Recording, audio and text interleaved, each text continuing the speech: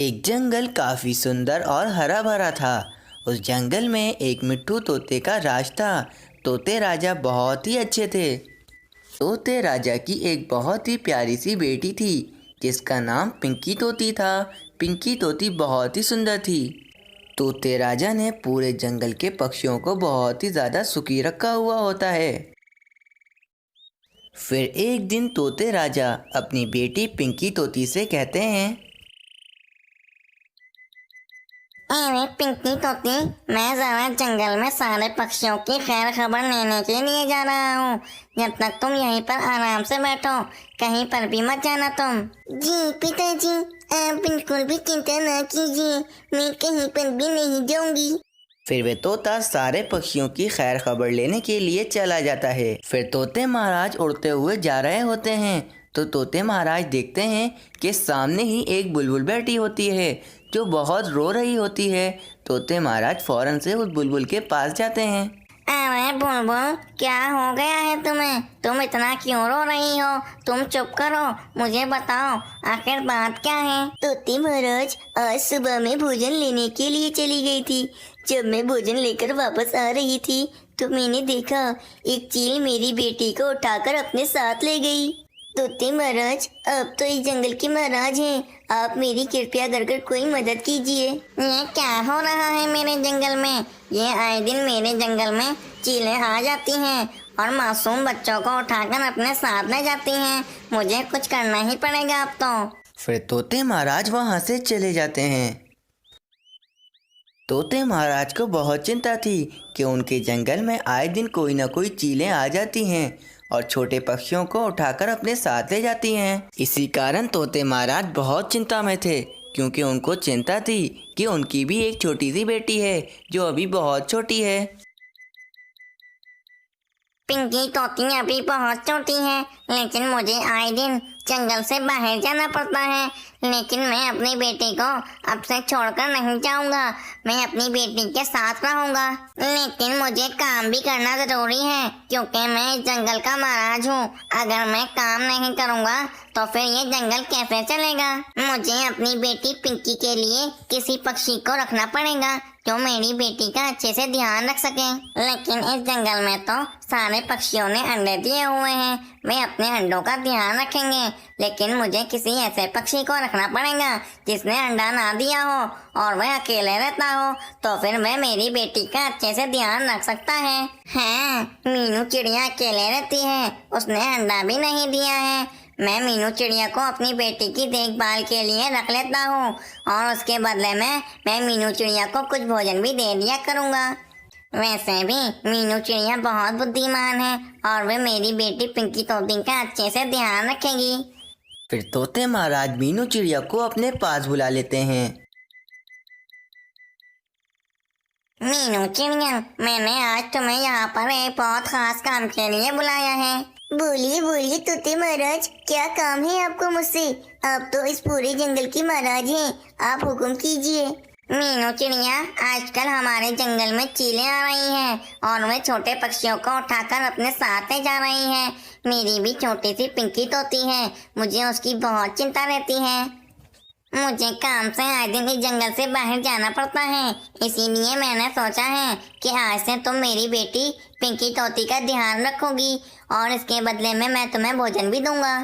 वैसे भी तुम अपने घोंसले में अकेले ही रहती हो, तुम मेरी बेटी का अच्छे से ध्यान रखना। ठीक है तोते महाराज, मैं आज से आपकी बेटी पिंकी तोती का अच्छे से ध्यान रखूंगी।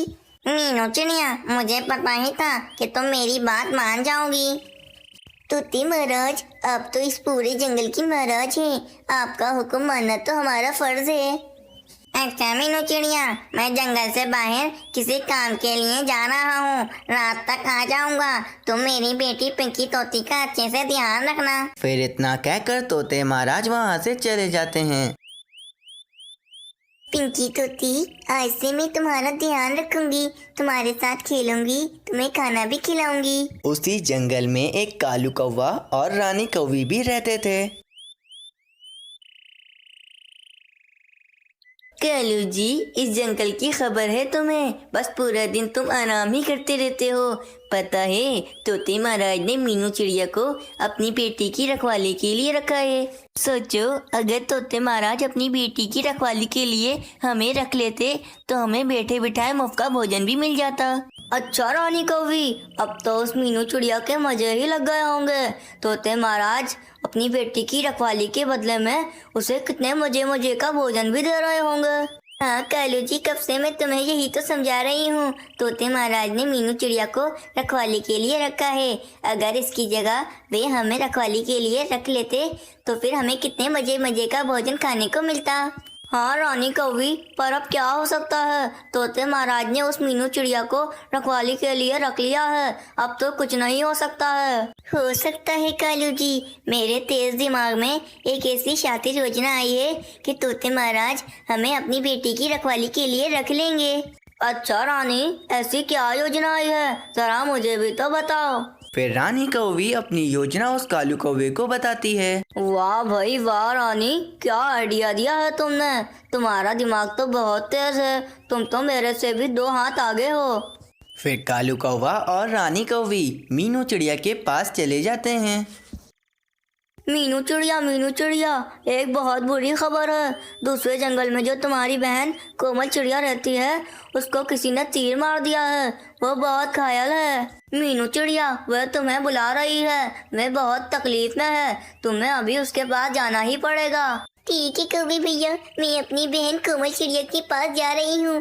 पर तोते महाराज की बेटी का क्या होगा, वे अकेले कैसे रहेगी। तोते महाराज ने तो अपनी बेटी की रखवाली के लिए मुझे रखा है, तो फिर मैं इसे छोड़कर कैसे जा सकती हूँ। मीनू चिड़िया, तुम बिल्कुल भी चिंता मत करो। जब तक के तोते महाराज नहीं आ जाते हैं, जब तक हम यहीं पर हैं, हम पिंकी तोती का अच्छे से ध्यान रखेंगे। ठीक है रानी कौवी, मैं जाती हूँ। जैसे ही तोते महाराज आ जाएं तो आप बता दीजिएगा कि मेरी बहन कोमल चिड़िया को तीर लगी है, इसीलिए मैं अपनी बहन के पास चली गई हूँ। हाँ मीनू चिड़िया, तुम बिल्कुल भी चिंता मत करो। तोते महाराज आ जाएंगे तो हम उनको बता देंगे कि तुम्हारी बहन कोमल चिड़िया को तीर लगी है, तुम इसीलिए अपनी बहन के पास चली गई हो। वैसे भी हम हैं यहाँ पर, तोते महाराज तुम्हें कुछ भी नहीं कहेंगे, तुम बेफिक्र होकर चली जाओ। फिर मीनू चिड़िया अपनी बहन कोमल चिड़िया के पास दूसरे जंगल चली जाती है। रानी, क्या उल्लू बनाया है इस मीनू चिड़िया को, कितनी भोली है ये, हमारी बातों में आ गई और अपनी बहन के पास चली गई। अब तो इसे वापस आते आते रात हो जाएगी। हाँ कालू जी, चलो तोते महाराज आ जाएं, इससे पहले हम इनकी बेटी पिंकी तोती को यहाँ से ले जाते हैं। हाँ रानी कौवी, चलो जल्दी से पिंकी तोती को ले जाते हैं, कहीं ऐसा ना हो कि तोते महाराज आ जाएं। फिर रानी कौवी और कालू कौवा पिंकी तोती को अपने साथ ले जाते हैं। कालू कौवा जंगल से दूर एक पेड़ से उस पिंकी तोती को बांध देता है।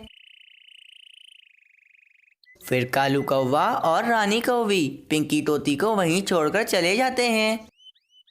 अरे कालू अंकल, आप मुझे यहाँ छोड़कर क्यों चले गए हैं? मुझे खोल दीजिए, मुझे घर जाना है।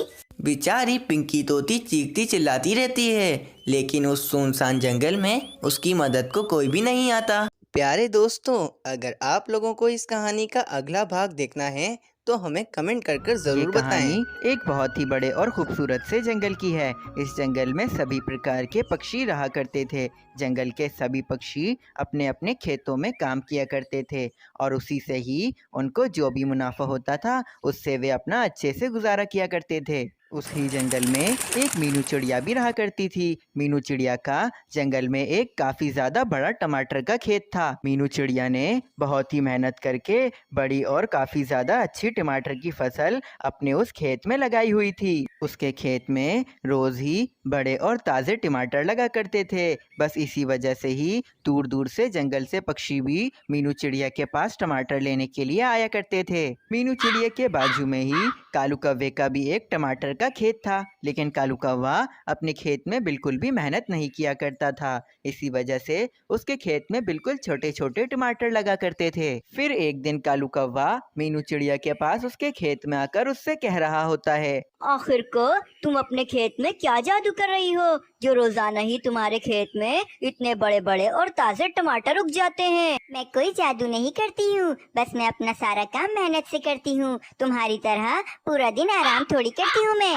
अच्छा, अगर ऐसा है तो अब से मैं भी अपने खेत की देखभाल के लिए सभी पक्षियों को अपने काम पर रख लूंगा। हाँ भाई, जैसी तुम्हारी मर्जी वैसा करो, तुम मुझे क्या बता रहे हो। फिर अब कालू कौवा वहाँ से रंगीन पक्षी और कबूतर के पास चला जाता है। क्या तुम दोनों मेरे खेत की देखभाल करोगे? मैं उसके बदले में तुम दोनों को अच्छे खासे दाने दे दूंगा। नहीं भाई कालू कौवे, मैं तो तुम्हारे साथ बिल्कुल भी काम नहीं करूँगा। पहले भी एक बार मैंने तुम्हारे साथ काम किया था और तुमने उसके दाने मुझे नहीं दिए थे। तुम सारा काम करवा लेते हो और उसके बाद दाने नहीं देते हो। हाँ, बिल्कुल सही बोल रहा है कबूतर, तुम खुद तो अच्छे से दाने कमाते नहीं हो, हमें क्या दाने दोगे तुम। अरे अरे बस भाई, इतनी बातें क्यों बना रहे हो तुम लोग? अगर काम नहीं करना तो सीधा सीधा मना कर दो ना, मैं खुद ही कर लूंगा सारा काम। फिर अब कबूतर और रंगीन पक्षी वहाँ से चले जाते हैं। अब कालू कौवा अपने मन ही मन सोच रहा होता है, अरे आज तो वैसे ही आधा दिन गुजर गया है, अब एक काम करता हूँ, आधा दिन और आराम कर लेता हूँ और कल से मैं अच्छे से अपने खेत में काम शुरू कर दूंगा। फिर अब ऐसा सोचकर कालू कौवा अपने घर चला जाता है। अब ऐसे ही पूरा दिन गुजर जाता है। रात होते ही अब जंगल में काफी तेज बारिश शुरू हो जाती है। मीनू चिड़िया ने अपने खेत को बारिश से बचाने के लिए सारा इंतजाम किया हुआ होता है, लेकिन कालू कौवे ने अपने खेत को बचाने के लिए कुछ भी नहीं किया हुआ होता है, जिसके कारण अब कालू कौवे के खेत में पूरा पानी भर जाता है। अब जब सुबह होते ही बारिश रुक जाती है तो मीनू चिड़िया अपने घर में बैठी सोच रही होती है, कल रात की बारिश की वजह से मेरे खेत को पानी तो मिल ही गया होगा, इसीलिए अब मैं शाम में जाऊंगी अपने खेत को देखने के लिए। दूसरी तरफ जब कालू कौवा अपने खेत में आकर देखता है तो उसके खेत में तो बरसात की वजह से सारे के सारे टमाटर सूखकर सड़ गए होते हैं।